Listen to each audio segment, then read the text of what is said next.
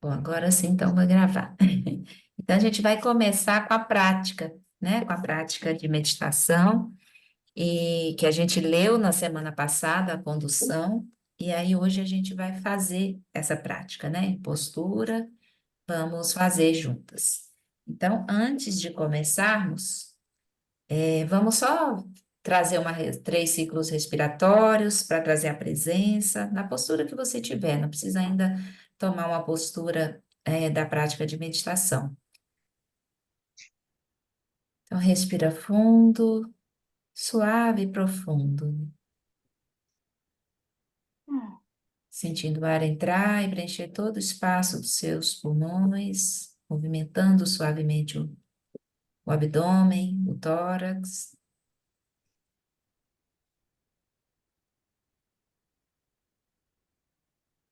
E sentindo a respiração, nós trazemos a nossa presença para esse momento. E aí, repousando com a presença nesse momento, nós vamos trazer à nossa mente, ao nosso coração, o motivo pelo qual nós decidimos, nós escolhemos dedicar esse tempo a esse encontro, a esse estudo. Cada uma faça, traga à sua mente o seu motivo pessoal.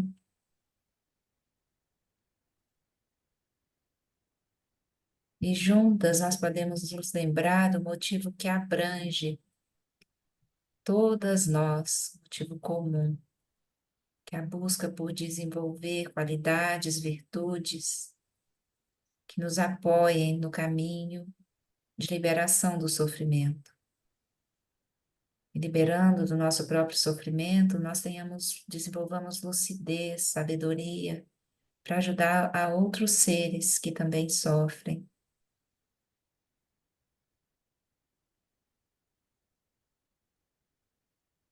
Nós começamos com a nossa motivação mais elevada, que é o motivo da Bodhicitta, o espírito do despertar.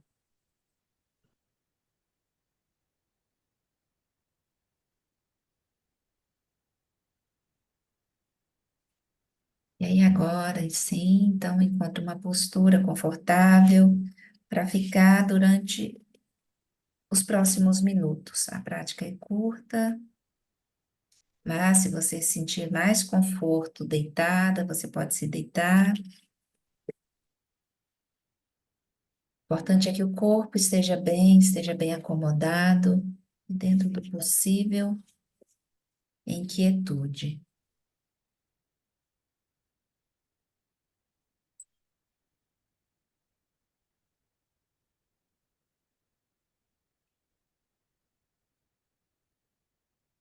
E nestes minutos iniciais, nós vamos trazendo nosso corpo, fala e mente para os estados naturais, estabelecendo-os em seus estados naturais. Lembrando que o estado natural do corpo é o relaxamento,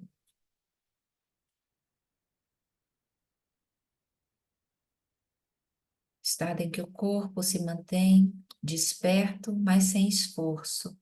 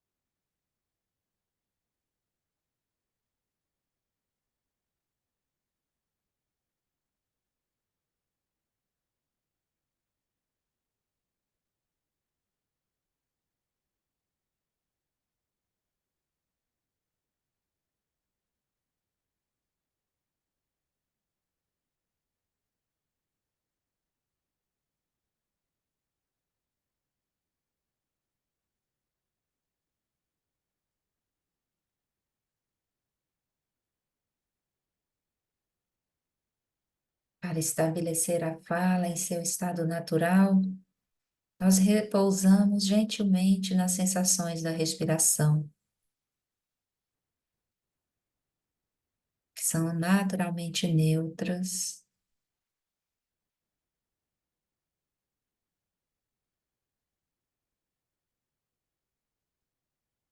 E à medida em que nós apenas percebemos a respiração, a fala interna vai se atenuando, vai diminuindo.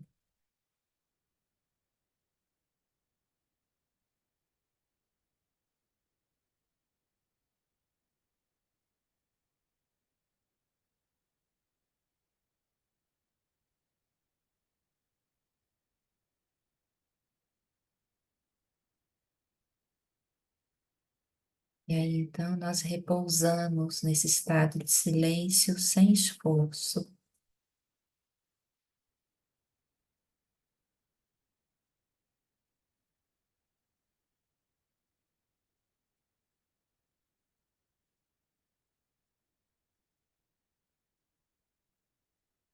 E então estabelecemos a mente em seu estado natural,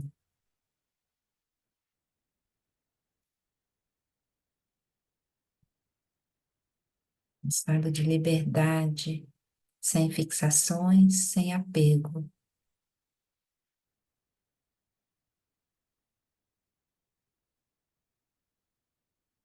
A mente livre de ser arrastada por quaisquer conteúdos que surjam, quaisquer aparências.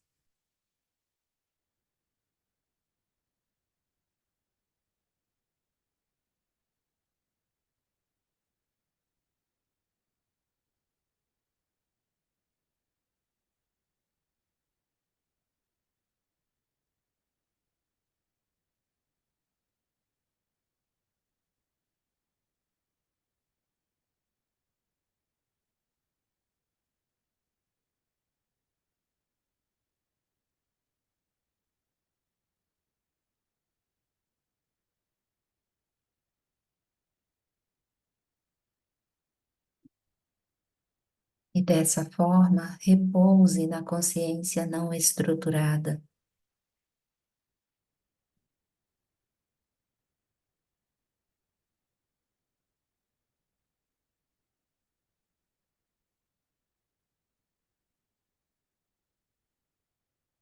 Fique solta, como um feixe de palha cuja amarração foi cortada.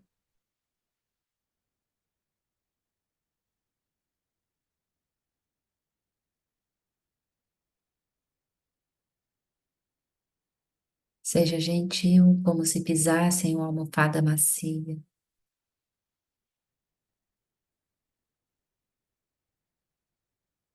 Caso contrário, você se aprisionará pelas aparências e conteúdos da mente, como se tivesse caído em uma teia de aranha.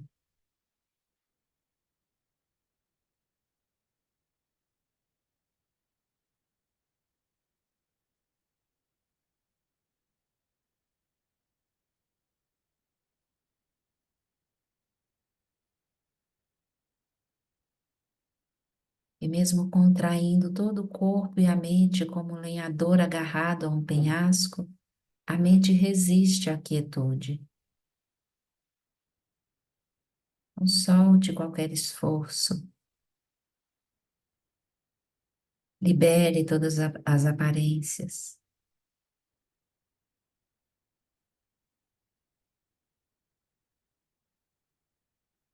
Ponha-se em guarda, simplesmente recolhendo a mente, sem distração. E então deixe tudo ser como é, calmamente.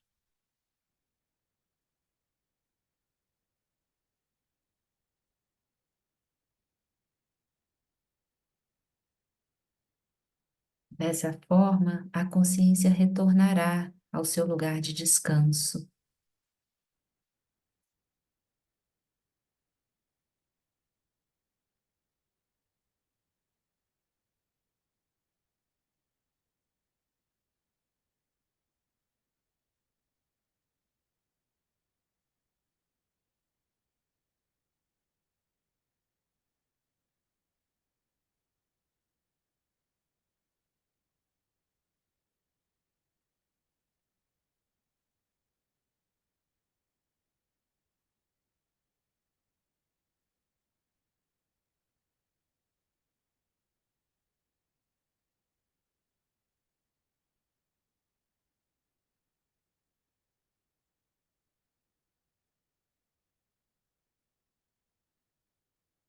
Sustente a mente relaxada em um estado livre de distrações e sem meditar.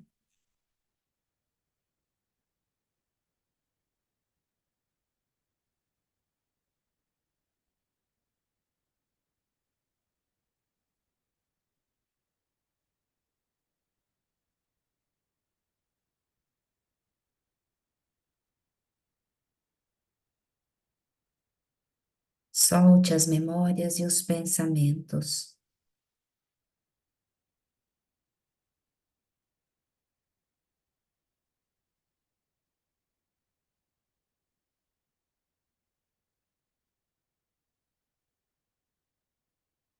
Essa mente comum existe original e primordialmente como a consciência prístina, o Dharmakaya.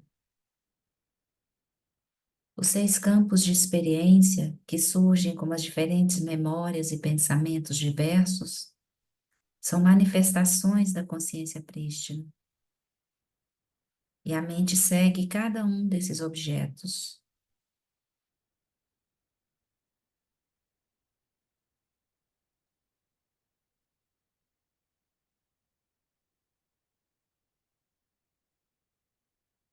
Uma vez que a experiência de todas elas tenha surgido no fluxo mental, ao reconhecer a natureza básica dessa experiência em seu próprio estado, que é a consciência primordial, se solta e relaxa nessa quietude e luminosidade.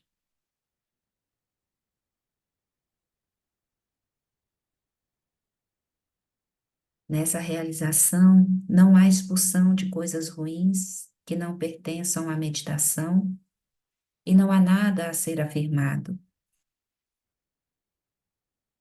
Sejam quais forem os pensamentos que surjam, não se distraia com eles. Apenas mantenha a prática como o fluxo de um rio.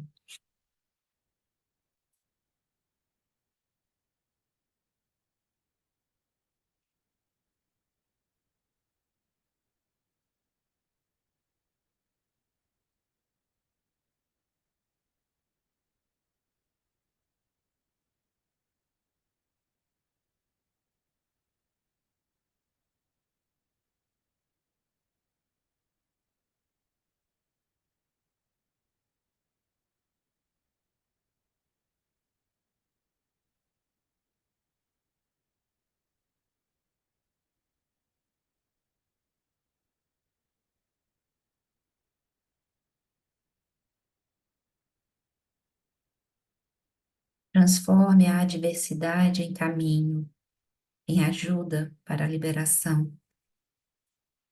E sejam quais forem as aparências das 8 preocupações mundanas que surjam, não as considere um problema, mas se relacione com elas como uma ajuda.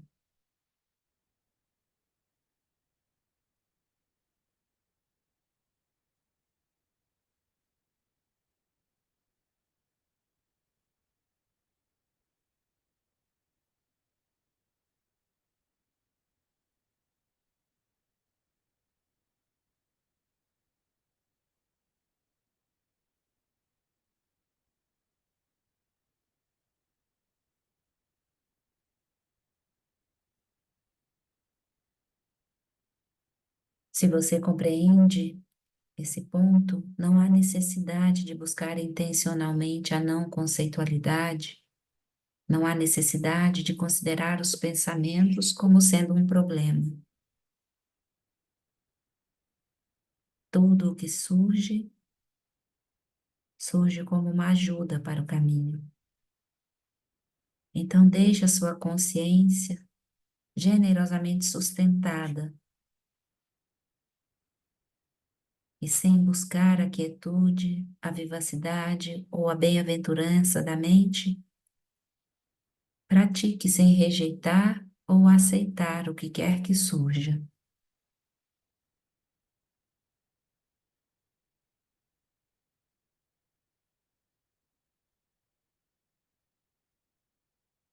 Essa consciência comum não é fabricada nem estruturada. A autoiluminação em si é o encontro com todos os fenômenos.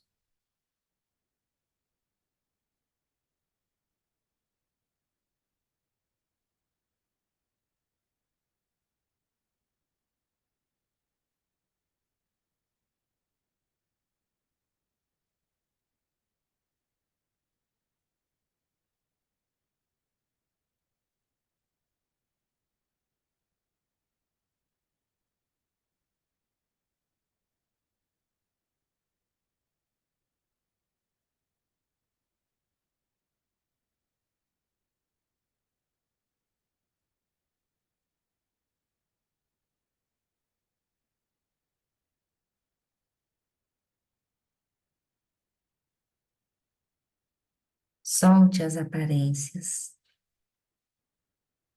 Assim, todas as memórias e pensamentos, todas as aparências e todas as experiências de atividades surgem na natureza da consciência primordial. Da mesma forma que nenhuma pedra comum é encontrada em uma ilha de ouro, os vários fenômenos do Sansara e do Nirvana naturalmente não perdem o seu frescor, a sua face não muda, e eles surgem como a consciência primordial, inata e auto-originada na natureza de Ripa, não criada e não fabricada.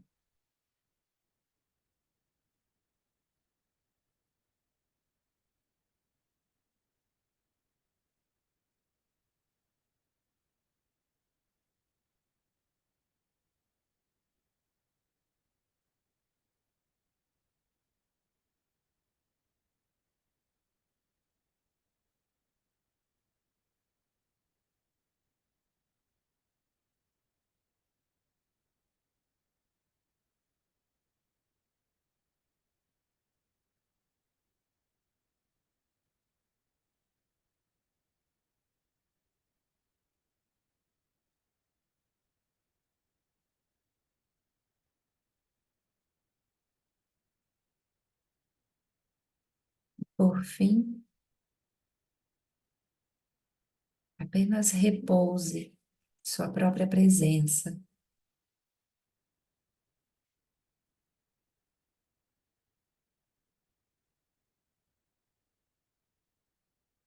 Repouse no estado de não meditação.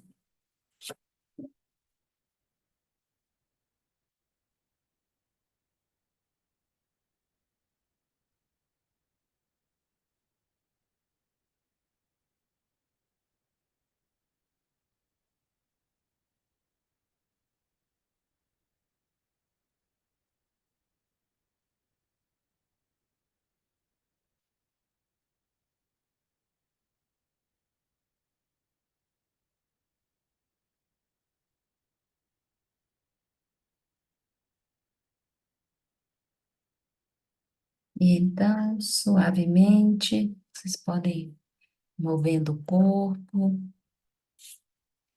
retomando a interação com o ambiente onde você se encontra. E na sequência, retomando a interação com a tela.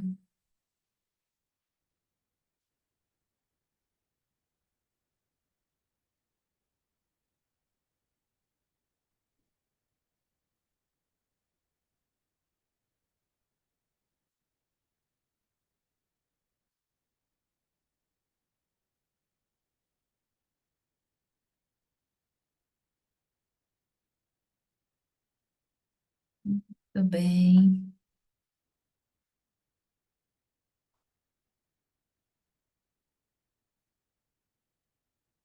Quero ouvir vocês, se vocês quiserem falar, obviamente.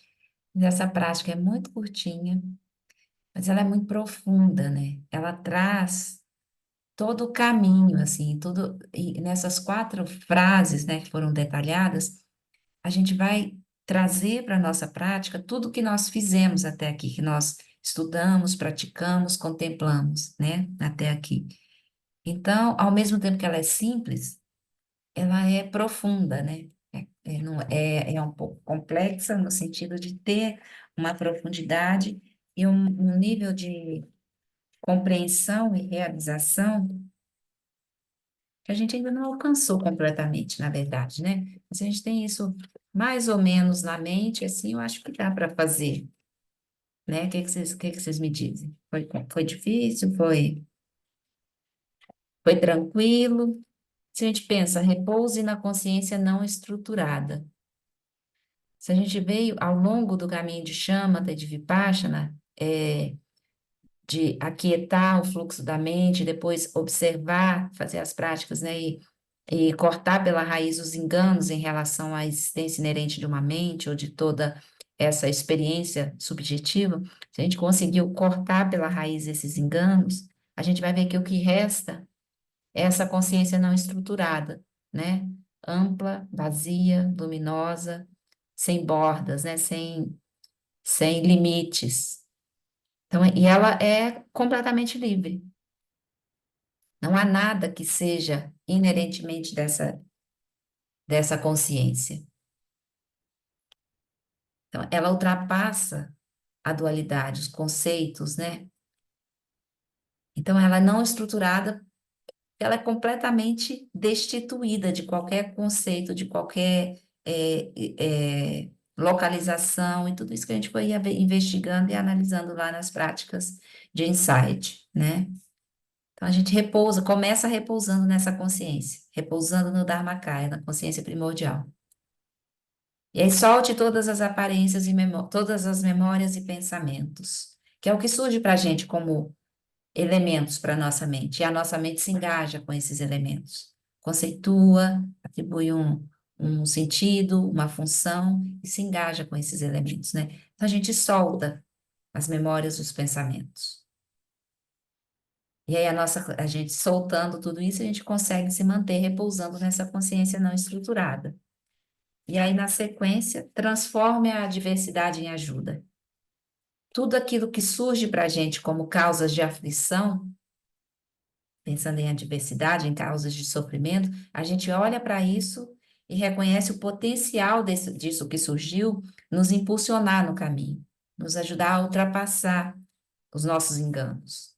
Porque o que surge para a gente como sofrimento, como adversidade, surge a partir das 8 preocupações mundanas, que a gente falou na semana passada, lembram?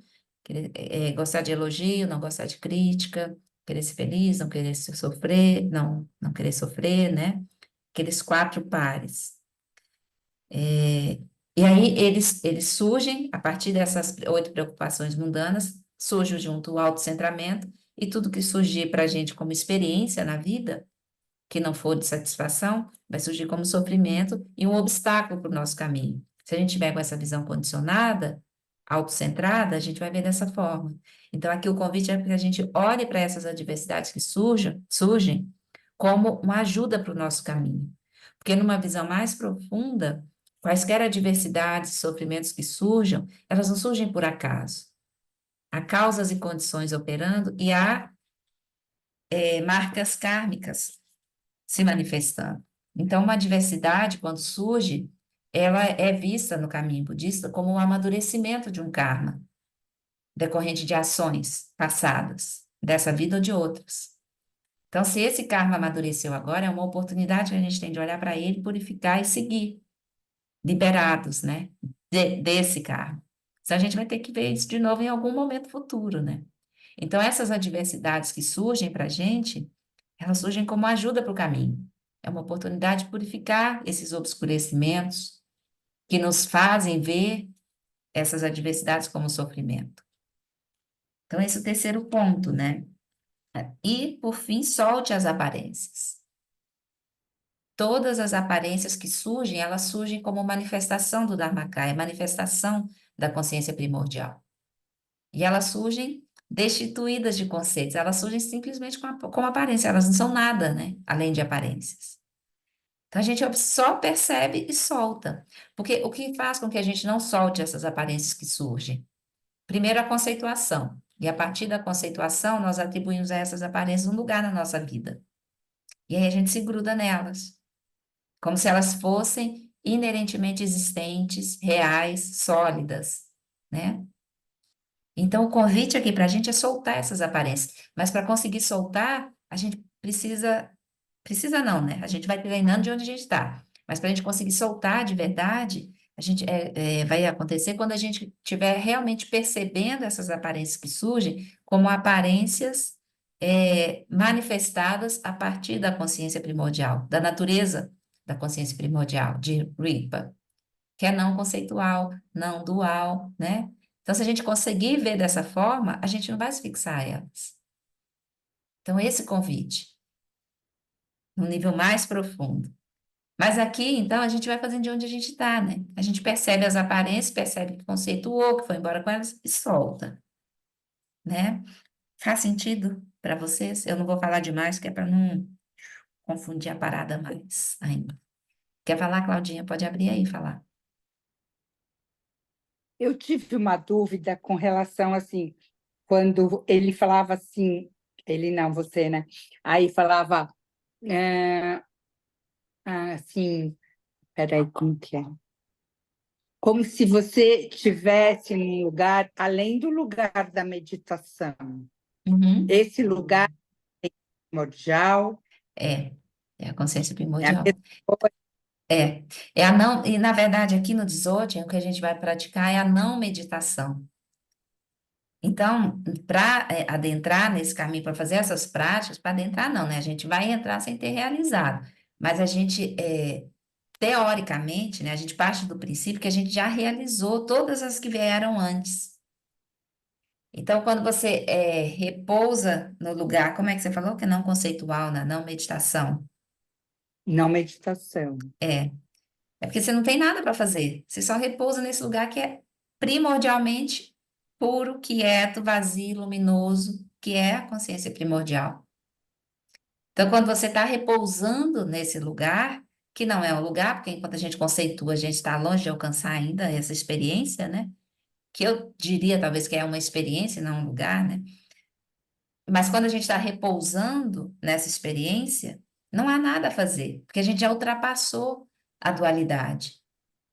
A gente já cortou pela raiz essa ideia de que as coisas são duais, de um sujeito e um objeto, de um meditador e alguém, de um ser meditando e alguém observando esse meditador. A gente já ultrapassou. Então, por isso a gente repousa nesse estado de não meditação, que é um estado natural, um lugar, uma experiência que é vazia, vazia por natureza. Não tem essa dualidade, conceitos, objetos, sujeitos, não existe isso nessa experiência, né? Então, quando a gente é convidado a fazer a não meditação, é porque a gente vai repousar nessa experiência. Eu preciso meditar ainda, você, eu não sei, eu não cheguei no nível da não meditação, mas Eu não cheguei, teoricamente não, chegou eu sim. ainda não cheguei na meditação.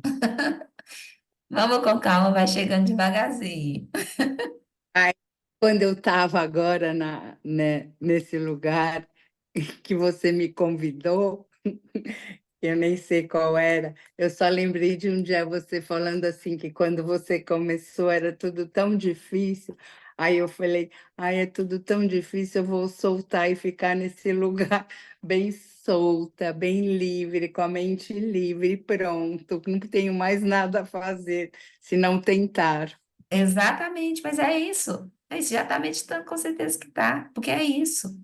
Porque às vezes a gente senta e tem essa ideia, faz um esforço para chegar a algum lugar interno. E quanto mais esforço a gente faz, menos a gente tem a sensação de que está conseguindo. E a meditação é isso, é você sentar e soltar. Você vai perceber que a mente continua, e continua mesmo.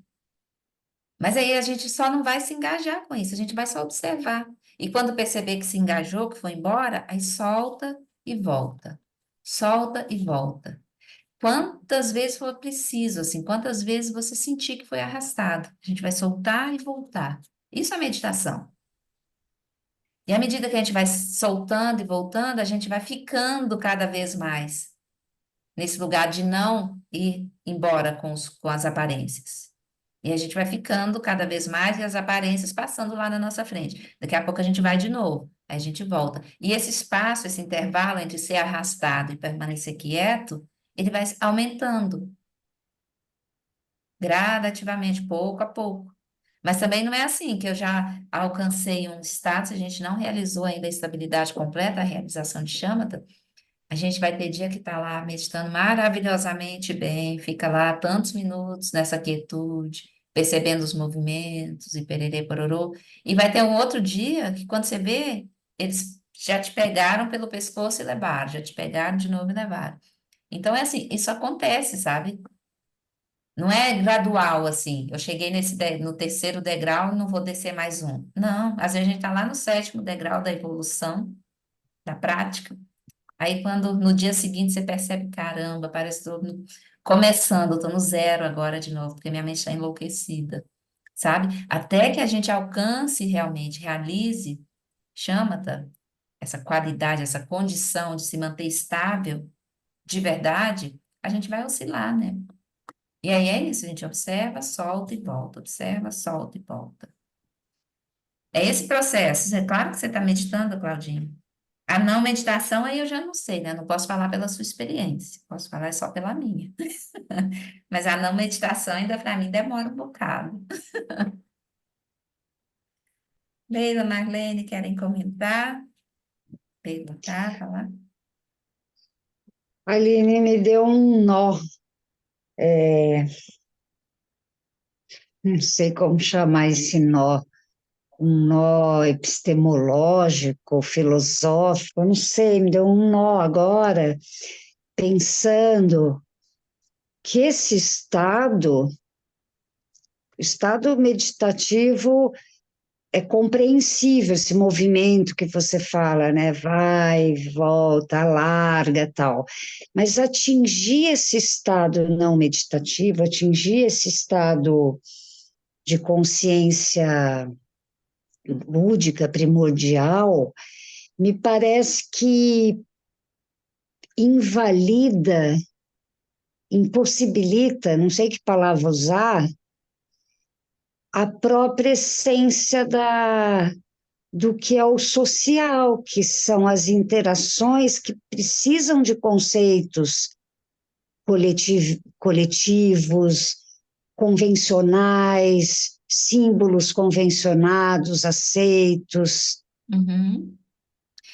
Então, me parece que é um caminho, não sei, me deu um nó, eu parei de conseguir pensar até, fiquei Não se, imobilizada. não se assuste, é maravilhoso que você tenha tido essa pedra no caminho. Porque o que acontece? A realização da natureza primordial, quando a gente vai alcançar essa experiência, a gente não vai negar toda a experiência relativa. O que nós vamos realizar a partir daí é essa clareza, essa lucidez diante desses fatos todos, dessas convenções sociais, da conceituação necessária para as relações. A gente vai perceber que isso não é inerentemente real, existente por si só. Ele tem um efeito causal, mas no nível mais profundo, ele é destituído de existência, inerente. Não é que ele não existe de forma alguma, é que ele não existe por si só. Para que todas essas experiências, desde palavras, conceitos, a relações interpessoais, relações sociais mais amplas, para que isso aconteça, há, obviamente, essa conceituação, né, e essa, essa inter-relação, como é que eu poderia dizer? Há uma intersubjetividade, uma inter-relação mesmo entre todos esses processos, que é relativa. Elas se dão e têm um efeito causal. Elas existem. Não está negando que elas existem. O que está dizendo é que elas não existem de forma inerente, por elas mesmas. Elas surgem a partir de causas e condições. Então, em essência, elas são inexistentes. Elas são vazias de existir por si sós. Porque se tira as causas e condições que as fazem surgir, elas deixam de existir. Tá. Então, no aspecto relativo, tudo está operando, e a gente não vai negar isso. Até porque, para a gente poder ajudar os seres, ajudar a gente mesmo, a ajudar os seres, a gente precisa ter essa compreensão. O ponto é que a gente não compreende, e a partir dessa não compreensão, as nossas ações são equivocadas, porque elas são movidas por aflições mentais, pelas 8 preocupações mundanas, autocentramento e todas as aflições que surgem a partir daí. Então, é para isso que a gente vai olhar, para essa construção dessas experiências, surgindo a partir dessas aflições, para como essas experiências surgem a partir de causas e condições, elas não surgem por si sós. Então, se elas não têm um surgimento independente de causas e condições de outras partes, outros seres, elas são chamadas aqui de inexistentes. Está entendendo? Porque para ela Tô, passar, para ela existir, ela precisa dessa conjunção de fatores, de condições. eu lembrei que você já explicou isso, o Marcelo também. Eu Então, lembrei. no aspecto relativo, elas estão operando e tem um efeito causal. Mas aí, quando a gente está observando no aspecto absoluto, na essência dessas experiências, a gente reconhece que elas não existem por si sós. Elas são vazias de existência inerente. Elas são vazias de existirem por si sós. Nesse sentido, se diz que elas são inexistentes. Está clareando um pouquinho? Que eu sei, Tá, é uma coisa complexa e tá, profunda. Então, tá clareando, estou lembrando. E aí, quando a gente está nesse estado, né, de não meditação, significa que a gente já ultrapassou todas esses obscurecimentos, vamos chamar assim, o autocentramento, as 8 preocupações mundanas, as aflições mentais, a gente já ultrapassou tudo isso. Então, dessa experiência da consciência primordial, a gente observa, percebe, vê todas essas experiências relativas a partir da mente de sabedoria, imbuídos de lucidez, reconhecendo essas experiências como não tendo existência inerente, mas sim sendo constituídas a partir de causas e condições que operam. E, apesar de não ter uma existência inerente, as pessoas se apegam a essas experiências de uma forma, como se elas fossem sólidas e reais, e sofrem por isso. Uhum, Percebendo dessa forma, lá, né, da mente do Buda, da consciência primordial, a gente vai conseguir ter meios hábeis para ajudar esses seres que estão agindo nessas relações de forma equivocada, pensando que elas uhum, são inerentemente existentes, reais, sólidas, permanentes, né? uhum. Lembrei. Ajudou um pouquinho? Ajudou, lembrou essa separação entre realidade relativa e realidade absoluta, lembrou, Uhum. lembrei. Senão a gente É pode ficar meio difícil. aflito, né? Porque parece que É, entra no lugar de negar a experiência vivida, essas é, relações, toda essa é. construção social, tudo isso, né? Já a segunda ou terceira vez que eu caio nesse desespero. Mas é bom, Leila, é bom. Se ficar É, desesperado, você fala, tá? Para receber a ajuda que tá, for possível. Mas é bom tá, porque quando a gente tem esse sacolejo, assim, a gente vai olhar para isso de uma forma, tentar compreender, né? tá. Buscar. Mas não é uma coisa fácil mesmo, porque deixa a gente num lugar de um certo sofrimento, uma angústia, sabe? Porque tira da gente essa ideia de um mundo que existe e me traz segurança. Essa, Está é. desconstruindo toda essa nossa ideia do mundo, da vida e das nossas relações, né? Mas Uhum, a verdade é essa, não é? Como, Claudinha, travou um pouquinho para mim.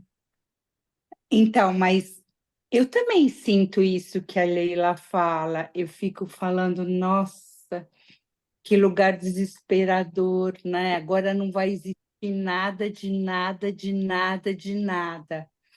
E aí, mas a tendência para a gente é essa desconstrução, né? Você Sim. vai desconstruir, mas você não vai negar, você vai desconstruir, não é isso? A gente vai desconstruir essas noções equivocadas acerca da nossa experiência e da realidade. Que a gente vê a realidade da nossa vida e do mundo como se eles fossem algo que existisse por si sós. Mas eles surgem a partir dessas causas e condições operando, dessa nossa experiência, com a nossa experiência pessoal e com a nossa experiência social, com o mundo, com as pessoas, com as situações. Surgem a partir desses elementos. Então, há uma desconstrução, vamos dizer assim, das nossas ideias equivocadas, de ver essas experiências como sólidas, reais, inerentemente existentes. Mas a gente não nega que elas existem e tem uma operação causal, tem uma causalidade operando a partir dessas relações. Elas existem, mas elas não existem da forma como a gente agora pensa que elas existem.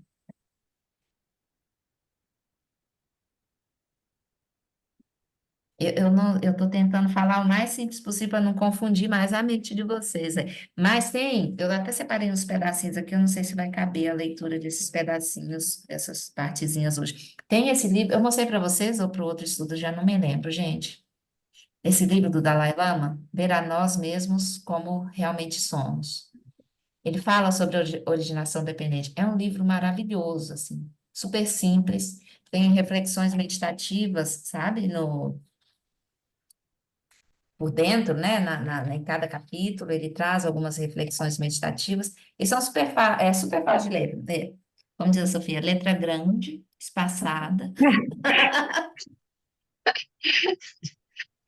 É uma figura. É super Como chama, fácil como chama o livro, Aline? ver a nós mesmos como realmente somos. Nós mesmos. Tá, Inclusive, a revisão, a tradução é da G e a revisão acho que é da Leila, lá do SEB. legal. E é pela Palas Atena, né, que ele foi. E aí é maravilhoso, porque ele traz para a gente de uma forma fácil de entender esse tema da originação dependente.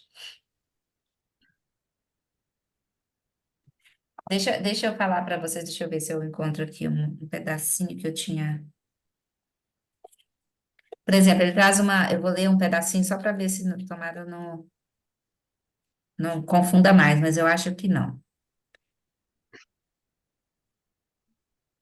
Ele diz assim: como funciona a investigação da originação dependente? Quando algo é um, definitivamente não é o outro. Como dependente e independente são uma dicotomia, quando você vê algo que não pode ser independente ou funcionar por conta própria, não há outra opção a não ser ver que é dependente. Você vê uma coisa que ela não é independente. Se ela não é independente, ela é dependente, né? Sendo dependente, é vazio de estar sob seu próprio poder. Sendo dependente, ela não tem poder por ela mesma. Porque se as causas que fazem aquilo surgir desaparecerem, ela deixa de existir.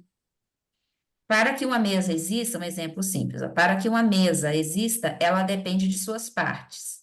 Por isso chamamos o conjunto de suas partes de base sobre a qual ela é estabelecida. O conjunto das partes é a base sobre a qual a mesa vai ser estabelecida. Quando investigamos analiticamente para tentar encontrar a mesa que para a nossa mente surge como se existisse independentemente, nós devemos procurá-la nessa base. A gente vê uma mesa, a gente só é mesa. A gente não pensa naquilo de uma outra forma. Mas o que ele diz é que a gente deve procurar a mesa na base da mesa, ele falou antes que a base é o conjunto das partes que formam aquela mesa, né? Se nós procurarmos, devemos procurá-la nessa base, pernas, parte superior e assim por diante. Mas nada dentre as partes é a mesa. Assim, essas coisas que não são a mesa tornam-se mesa na dependência do pensamento. Uma mesa não existe por si só. Então, isso é um exemplo simples de originação dependente. Para que a mesa surja como mesa, a gente vê uma mesa, a gente já pensa mesa, não pensa outra coisa. Mas ela não é uma mesa por si só. Aí a gente fala que ela é inexistente. Não é que ela não tem uma mesa onde a gente apoia os pratos, o livro, o que for, né? Ela está lá. Mas ela não é uma mesa inerentemente existente, ou seja, ela não existe por si só. Ela depende de outras condições, de outras causas, para surgir como mesa. É. Por exemplo, né, Aline, se tiver uma coisa bem drástica, em termos climáticos que a gente está vendo, e de repente dá um desaparecimento, ou por, sei lá, e você se vê diante de um monte de mesas, um grupo sobrevivente a uma crise climática, talvez essa mesa não seja mais mesa mesmo, ela pode se transformar em madeira para acender o fogo, para aquecer, para virar uma casinha para as pessoas ficarem embaixo dela. Vai Tá? depender das causas e condições, né? Exatamente. E aí, essas causas e condições operando, o que traz aquele elemento à existência é o pensamento de quem vê É o, esse elemento. é são a conceituação e objetificação. Exatamente. Exatamente. Entendi. Então, dá para clarear um pouquinho esse processo de originação dependente, como ele se dá? E se a gente compreende, se a gente visualiza esse processo e compreende, ainda que não seja uma compreensão completa, né? Mas se a gente vislumbra isso assim com mais clareza, a gente vai conseguir perceber nas nossas próprias experiências, nas nossas experiências aflitivas ou felizes, quaisquer que forem, esse processo de originação dependente surgir. E a gente vai conseguir perceber a vacuidade dessas experiências. Ou seja, essas experiências não existem por si sós. Elas são vazias de existência inerente. Não é que elas não existem de forma alguma, né? Então é esse movimento, assim, esse processo, né, que está o tempo todo operando, o tempo todo.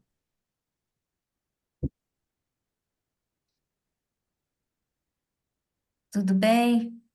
Ajudei um pouquinho. Se ficou confuso ainda, Claudinha. Não, não é que é confuso, é É, difícil, como que faz? Realizar. realizar é bem difícil mesmo, eu penso, né? É difícil de entender primeiro, depois de realizar, e eu nem sei.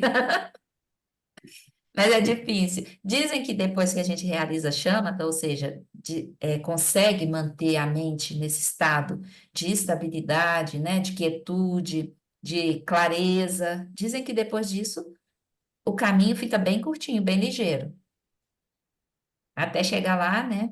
Mas esse processo é complexo, porque a gente tenta entender com essa mente, né, que está operando nesse processo dual, e a gente vai entender a partir daí mesmo. Mas a realização ela ultrapassa isso, né? Esse processo dual, essa conceituação e todas essas experiências. Então, a realização, com certeza, é difícil, sim. Você poderia recordar mais um conceito? A experiência relativa é o caminho do Bodhicitta, não é? Isso. A bodhicitta relativa, ela surge para ajudar os seres, né? A bodhicitta relativa, ela engloba bondade amorosa, compaixão, principalmente, né? Equanimidade, todas essas virtudes, né? As quatro qualidades do coração, seis paramitas. Falar nisso, vocês estão estudando já o livro da Jetsuna? Então, vai falar das seis A Claudinha paramitas. está É, vai falar lindo, das. lindo, lindo, lindo, É, maravilhoso. maravilhoso mesmo. Eu sou suspeita, que eu amo demais ela.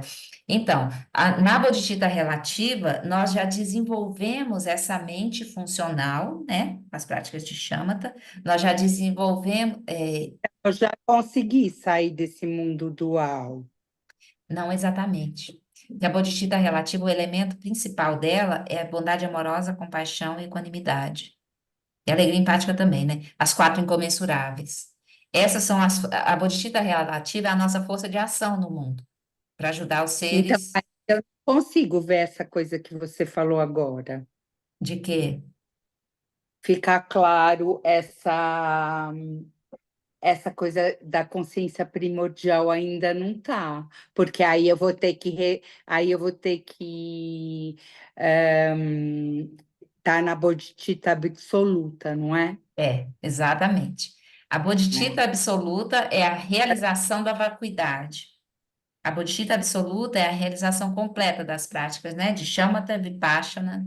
A gente cortou completamente esses equívocos acerca de como as coisas funcionam. Nós já realizamos vacuidade, a noção não, né? A realização mesmo da vacuidade, já compreendemos na nossa experiência, não cognitiva, mas da experiência de sentir, de ver o mundo, a originação dependente. Tudo isso já está realizado em nós. Isso é bodhicitta absoluta. A partir dessas experiências, dessas realizações, a gente vê para todas as experiências com sabedoria, com um olhar imbuído de sabedoria, que é Então, mas aí é a aparência como aparência. exatamente. A Vai ser gente, esse estado de não meditação. isso, exatamente. E aí, junto com a bodhicitta absoluta, tem a bodhicitta relativa operando, funcionando junto, né? As duas asas do pássaro, lembra? Do pássaro da iluminação? Sabedoria e compaixão. A bodhicitta absoluta e relativa. Porque se a gente só vê todos os fenômenos como eles são, inexistentes, né? Sem existência inerente, vazios, processo de originação dependente, se a gente só vê isso, não resolve nada, né? Posso ver e ficar aqui paradona. Não, não resolve. Porque a nossa motivação do caminho Mahayana é liberar o sofrimento do mundo, de todos os seres. Para eu ter essa ação, eu preciso ter esse olhar imbuído, completamente é, preenchido de amor e compaixão. E aí eu vejo como os seres estão operando, funcionando, se equivocando nas suas relações, a partir dessa base equivocada, né? De pensar que as coisas são inerentemente existentes, permanentes, perere, pororô. Eu vejo que as pessoas, todos os seres estão operando a partir dessa visão, e eu tenho os meios hábeis de ajudá-los a ver de uma outra forma, a experienciar de uma outra forma. O ser realizado, o Buda, completamente iluminado, é dessa forma que ele.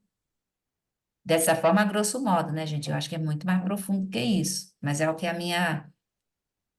meus conceitos, a minha fala alcança nesse momento. Então, é essa experiência da bodhicitta absoluta e relativa. Foi, Claudinha? Uhum. Marlene, tudo bem? Vamos seguir. Leilinha quer perguntar mais alguma coisa? Senão, vamos seguir um pouquinho na nossa leitura. Na contemplação adicional aqui, ele vai falar um pouco sobre tudo isso que a gente comentou agora. Ela é meio longa, né? Eu acho que não vai dar tempo de ver muita coisa hoje, mas vamos até onde der, tá bom? Qualquer dúvida, necessidade, vocês abram aí o microfone e falem, tá? Para contemplação adicional.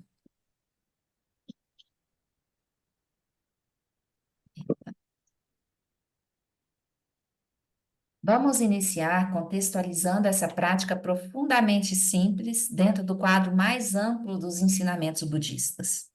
Isso pode permitir que você desenvolva uma apreciação mais profunda pela simplicidade dessa prática. Uma simplicidade que, de forma alguma, é fácil de se dominar. A tradição Theravada, que enfatiza os fundamentos do Dharma budista, visa a liberação individual, Patimoksha. Essa é a busca do Nirvana, a busca pela liberação do samsara, do sofrimento e das causas do sofrimento. O tema geral que atravessa esses ensinamentos e práticas fundamentais é reconhecer as aflições ou distorções da mente, apego, hostilidade, delusão e assim por diante. À medida que essas aflições surgem, você as reconhece e aprende a neutralizá-las. Você mesmo irá se curar aplicando os antídotos. É uma abordagem profundamente sensata, a visão Theravada, né? Então, a gente vai... É o caminho de liberação individual. Você vai se liberar do sofrimento, liberar das aflições, todos esses processos, e liberar. Um relato muito inspirador do Buda e de muitos outros praticantes contemplativos que vieram depois dele é de que a mente não é irreversivelmente propensa a essas aflições mentais. Ela pode ser curada de forma permanente. O foco é a própria existência, um ponto de partida razoável, e a prática requer muito esforço. Nesses primeiros ensinamentos do Buda, muitas vezes se encontram exortações para se esforçar com afinco, para resistir quando está prestes a se render à raiva, à agressão ou a qualquer tipo de comportamento não virtuoso, seja de corpo, fala e mente. Então, tem um esforço, né, de resistência, assim. A prática envolve elaborações conceituais para Pancha, ou seja, há muito a ser compreendido e a ser feito em termos de purificação e transformação da mente. Uma segunda, então, aqui na escola Theravada, né? Todo esse processo de reconhecer, perceber as aflições, a delusão operando e fazer as práticas para a liberação individual. Se eu me libero dessas aflições, desse modo equivocado de compreensão das experiências todas, de compreender a partir da delusão, se eu consigo me liberar disso, eu vou viver bem, né? Sem sofrimento. É um caminho de liberação individual. E essas práticas, elas são profundas, complexas, algumas, né? Então, tem um esforço para resistir quando você está propenso a, a cair nas aflições, enfim, tem um conjunto de práticas que te conduzem aqui a essa liberação. Então, a escola Theravada. Uma segunda escola do budismo é conhecida como Mahayana, o grande veículo. Aqui, a motivação para a prática espiritual não é apenas a libertação pessoal, mas a liberação de todos os seres sencientes. E o objetivo não é simplesmente a liberação do sofrimento e de suas causas internas, as aflições mentais, mas a eliminação de todas as obscuridades mentais, para que nossa capacidade plena de sabedoria, compaixão e poder da consciência possa se manifestar. Então, aqui vai além da liberação do sofrimento individual e traz esses elementos, né, de virtudes e sabedorias. Esse caminho não nega a busca pela liberação individual, mas a amplia e inclui todos os seres. Ele incorpora a visão Theravada. É importante que a gente se libere para a gente ter capacidade de ajudar os outros seres, mas eu me liberar sozinha não vai resolver o problema. Então, inclui todos os seres precisam se liberar, né? Todos os aspectos de nossa existência, desde que fomos concebidos, sem contar a questão de nossas encarnações anteriores, ocorrem na dependência de outros, da bondade de nossos pais, professores, amigos da escola e todos ao nosso redor. Geshe Rabten compartilhou a sua própria experiência comigo há muitos anos. Ao refletir sobre o desenvolvimento do espírito do despertar, a bodhicitta, né, em que a preocupação consigo mesmo é transformada em preocupação com os outros, percebi que somos dependentes da bondade dos outros para todas as nossas atividades e em todos os estágios de desenvolvimento espiritual, como uma criança que precisa contar com os outros para todas as suas necessidades. Se não podemos contar com os outros seres, não temos poder algum. Então, aqui se reconhece essa interdependência, né? A nossa experiência, a nossa vida não é possível de maneira independente e isolada. A gente depende de infinitos outros seres, né? Se a gente parar para pensar só no nosso dia de hoje, sem pensar, se pensar desde a concepção, então vai mais 1 trilhão, né? Mas só no dia de hoje, tudo que você fez hoje. Quantos outros seres precisam existir e fazer algo para que você fizesse tudo que você fez hoje? Se você saiu de carro, conta quantos seres tiveram envolvidos nesse processo até que esse carro chegasse na sua mão. Desde a produção, desde a elaboração de um projeto, os professores desses que elaboraram esse projeto. E aí vai, né? Pensando numa coisa simples, a comida que você comeu hoje. Quantos seres envolvidos nesse processo até que essa comida chegasse até você? Seres humanos e seres não humanos foram retirados ali da terra onde viviam. Alguns mortos, outros não, né? Mas precisaram sair dali para outro canto.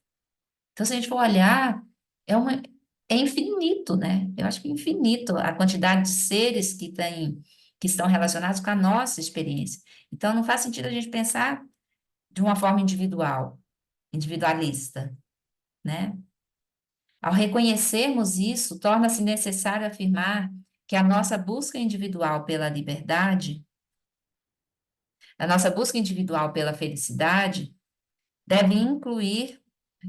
Peraí.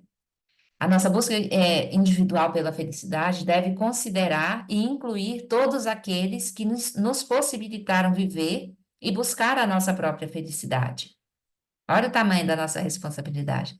Deve incluir todos que nos possibilitaram viver e buscar a nossa própria felicidade. Bem-estar, conforto, inclui tudo, né? Assim, ampliamos o alcance do nosso interesse e dos nossos cuidados e aspiramos a atingir o mais perfeito e elevado estado de despertar espiritual, semelhante ao de um Buda, para que possamos servir melhor aos outros, ajudar os outros.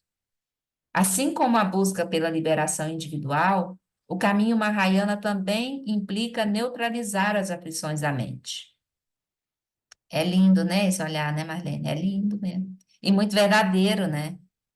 A gente não tem, no caminho comum, assim, eu, eu, eu só passei de tradição religiosa, só passei pelo catolicismo, assim, eu não sei das outras, né? Mas essa visão budista, ela é muito, muito bonita, né? E muito verdadeira, assim, traz pra gente esses elementos de uma forma que eu nunca vi em outras tradições, em outras práticas, assim.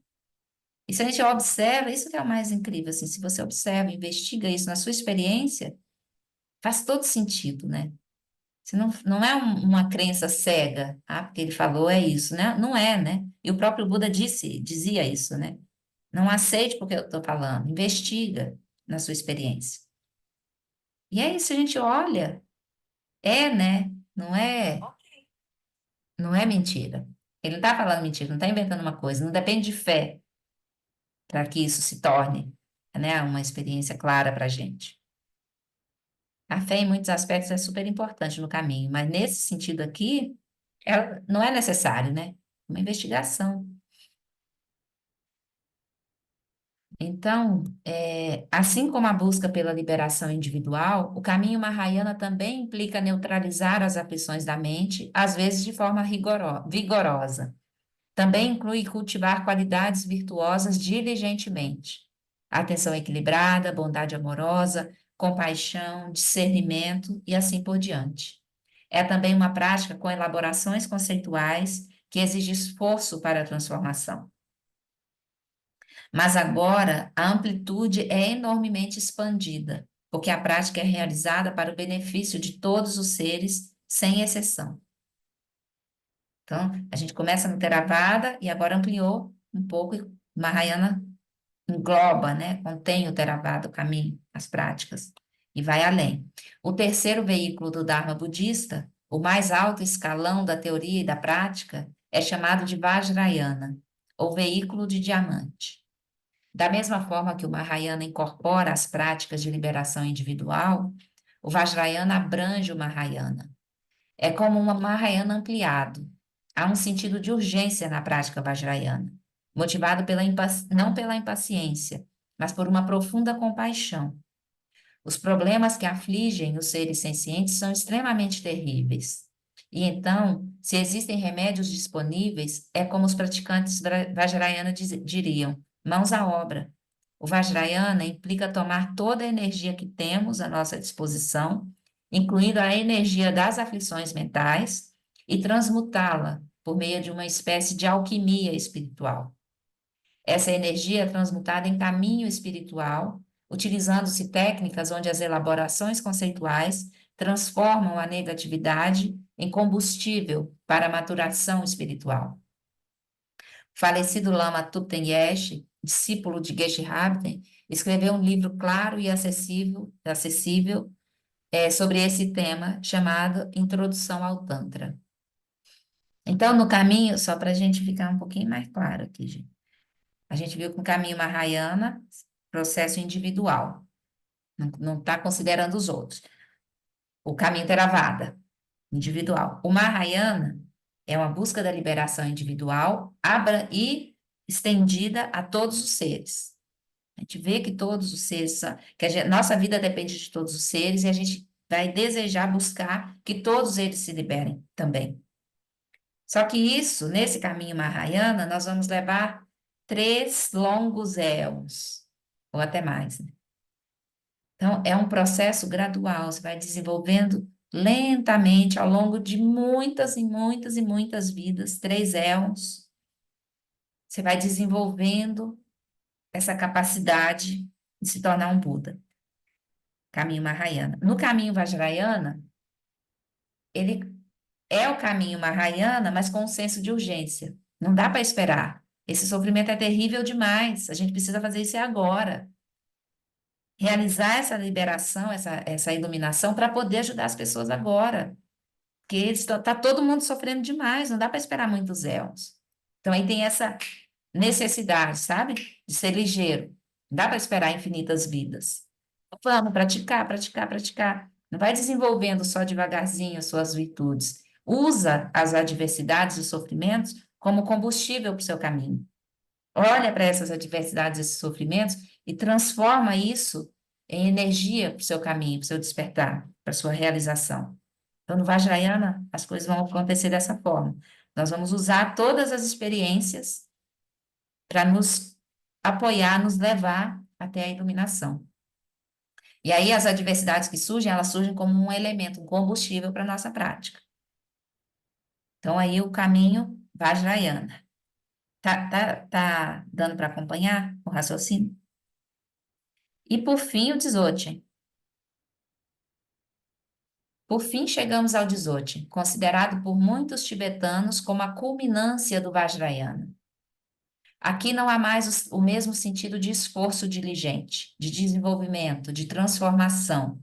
Já não há elaborações conceituais de teorias e sistemas filosóficos e psicológicos complexos. Em vez disso, há a simplicidade. A ênfase é na liberação da mente e em se estabelecer profundamente na natureza da consciência pura, que não precisa de modificação e que não pode ser desenvolvida. Assim, a abordagem de Dzogchen de desenvolvimento dá lugar a abordagem de desenvolvimento dá lugar à descoberta. O Dzogchen é uma prática sem elaborações conceituais. É a prática da não meditação. De um modo muito profundo, não há nada a ser feito. Mas o Dzogchen não vira as costas a tudo que foi dito até agora. Ele incorpora tudo isso de uma maneira muito especial. O objetivo da prática de Dzogchen é a realização de Rigpa, a consciência prístina, que é a natureza fundamental da nossa própria mente, e, em última análise, a própria natureza búdica. As realizações da vacuidade e de Rigpa são fortemente enfatizadas na tradição budista tibetana. Então, qual é a relação entre elas? É dito por muitos dos grandes praticantes, incluindo o atual Dalai Lama, que a fim de penetrar Rigpa, você deve realizar a vacuidade. O que isso significa? A fim de penetrar Rigpa, vocês têm em mente que Rigpa é a mesma coisa de consciência primordial, Dharmakaya, natureza búdica, né? Então, para a gente penetrar, para a gente entrar adentrar essa experiência, a gente precisa realizar a vacuidade. Se não tiver realização de vacuidade, a gente não vai conseguir alcançar Rigpa. Mas o que isso significa? Segundo os ensinamentos do Madhyamaka, ou caminho do meio, sobre vacuidade, ensinamentos que são fundamentais e completamente compatíveis com o Dzogchen, o mundo em que vivemos aqui e agora é semelhante a um sonho. Deixa eu perguntar para vocês. Vocês querem seguir ou querem dar pausa por aqui?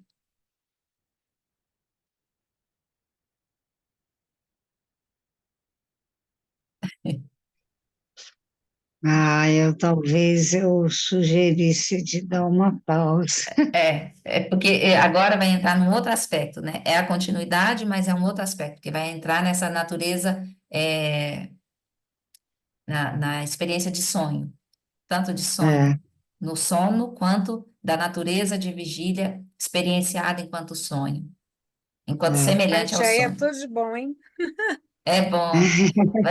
Eu acho que de repente a gente deixa para começar ela na semana que vem, porque até agora esse conteúdo já é bem, né, bastante coisa Bastante coisa hoje. e de uma profundidade, né? Quando estou vendo aqui, eu sempre me pergunto, eu gosto de deixar as coisas fluírem da forma que o grupo dá conta e solicita, né? Aí eu estava revendo aqui, lendo, falei, poxa, será como vai ser isso, né? Será que a gente passa uma leitura corrida? Será que vamos ver cada partezinha e tentar entender? Porque dependendo de onde a gente está, a tentativa de compreender só traz mais confusão, né? Mas aqui o grupo não está nesse lugar, assim, está num nível de amadurecimento, já de compreensão, que dá para ir esmiuçando, né, essas partes, para compreender essas partes. E dependendo do grupo, não rola, né? Mas esse aqui rola, né? Eu deixo fluindo. Então, se tem a demanda, a gente vai esmiuçando. Se não tem, a gente vai deixando. Mas até agora, essa parte foi bastante. É um pouco densa, né? É um pouco. Então, acho que a gente deixa para adentrar o sonho na semana que vem. E aí a gente segue como seguimos até agora, sem pressa de acabar, né? Faltam poucas páginas, mas nós também temos. Espero tenhamos uma vida longa. É,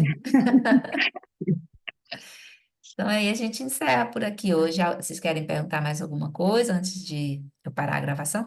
Sim, Claudinha, abre o microfone, tá fechado. É, assim, o Theravada e o Mahayana, acho que eu já compreendi bem um pouco, mas um pouco eu compreendi. Agora, o Tantra, você vai usar a aflição, né, mental, como um caminho de ajuda para você se libertar dessas aflições. E aí é um caminho especial que vai ter técnicas para isso? Está contido dentro do caminho Mahayana, do caminho Vajrayana. O Tantra, na verdade, são práticas mais específicas, onde você tem muita visualização, tem movimentos, né, de corpo, intensidade de movimento de energia. E tem muita visualização de deidades e práticas de Guru Yoga, sabe? Você visualiza as deidades, se vê recebendo as bênçãos, esse movimento, esse fluxo de luz, né? De luz e bênçãos, advindo de uma deidade, de um ser iluminado que vai te penetrar e vai te trazer essa purificação. Então, são outras práticas. São práticas de meditação também, mas que contêm uma conceituação. E não é uma conceituação simples, é uma conceituação detalhada, um monte de detalhes, um monte de pormenores, assim, que precisam ser feitos para que ela realize o benefício daquilo que é buscado com ela, né? Então, são práticas mais complexas e mais elaboradas, vamos dizer assim. Então, o caminho Vajrayana, ele contém esses rituais, né, essas práticas com muitos rituais.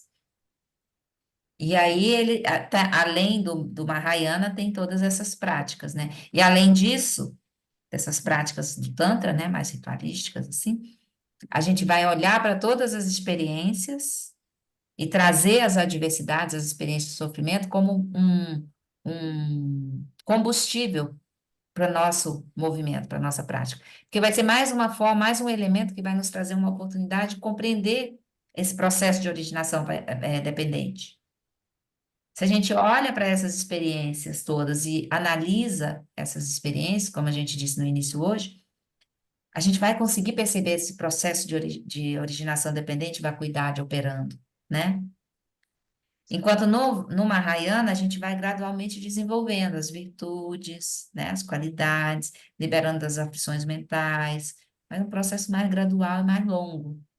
Então, se as aflições, a gente vai evitar tudo que causa aflição, tudo que pode despertar em nós aqueles condicionamentos é, que fazem com que a gente aja de forma equivocada. Então, por exemplo, vamos pensar numa aflição mental como o desejo. Desejo sexual, por exemplo, carnal, sexual. Então, é uma aflição mental.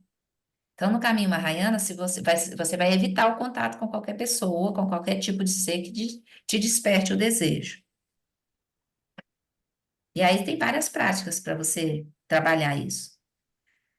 No caminho Vajrayana, quando você se deparar com uma aparência, uma pessoa, qualquer coisa que te desperte essa aflição, você vai olhar para ela e usar essa energia, usar essa aflição como um combustível para sua prática. Você não vai negar, evitar, mas você vai dar de cara com ela, olhar para ela cara a cara e falar: tá bem, aí você surgiu, agora vamos resolver essa parada, porque a liberação precisa ser ligeira. Tem gente demais sofrendo, não dá para ser arrastada por esse desejo por muitas vidas, né? Que é um condicionamento, né? Então, aí a gente vai olhar para ela e trabalhar com isso que surge como adversidade. E qualquer aflição que seja, né? Raiva, a gente tem esse condicionamento, essa aflição mais presente, mais marcada, tem uma marca mental, um traço aí, né? Que se manifesta, que se manifesta. Então, a gente não vai evitar. Claro que não precisa buscar também, né? Mas eles chegam até nós, essas causas de aflição, de sofrimento. Não precisa buscar por elas, não. Elas chegam. E aí, quando elas chegarem, a gente vai usar esses elementos para ultrapassar aquele nosso condicionamento. Quando surge uma pessoa maravilhosa que te desperta um desejo, o desejo não está na pessoa. É um condicionamento meu, né? É um condicionamento seu, por exemplo. E aí eu vou olhar para isso, né? Aquele objeto trouxe essa possibilidade. Então, eu olho para isso e trabalho aqui. Porque enquanto essas aflições seguirem operando com tanta intensidade, a gente não vai conseguir se liberar, alcançar a iluminação. E aí a gente usa esses elementos todos, a gente não evita nenhum, a gente não foge de nenhum, mas usa eles para nosso caminho. Então, deu para entender, Claudinha? Foi fugir do que você tinha perguntado. Não, E aí o caminho Vajrayana vai contemplar isso tudo. é que até hoje eu nunca entendi muito bem o que é tantrismo. É que tem uma relação também de um outro aspecto, né? O Tantra na prática budista é essa prática que vai trazer esse movimento mais ritualístico, né? Vai trazer um movimento de energia, vai contemplar, vai ter visualizações, mas é uma prática que a gente não vai fazer ainda. Eu, para ser muito sincera com vocês, eu nunca fiz uma prática de Tantra, que é uma prática que está além, sabe? Está mais adiante no caminho. Talvez se a gente se dedicasse exclusivamente a práticas Vajrayana num contexto de um templo Vajrayana mesmo, talvez a gente já tivesse feito, né? Mas no caminho que a gente segue aqui, como o Lama Santen traz, como o Lama Alam Alas traz, a gente não alcançou esse nível ainda. Porque aí ele vai estar mais adiante no caminho. O próprio Dzogchen está falando que é simples, é só um estado de não meditação, não é só isso. Tem 4 estágios que são mega complexos. A gente está falando aqui do primeiro e do segundo. Então você vai pensar em Treichô, que é o atravessar, que ele vai citar mais adiante um pouquinho aqui nesse capítulo.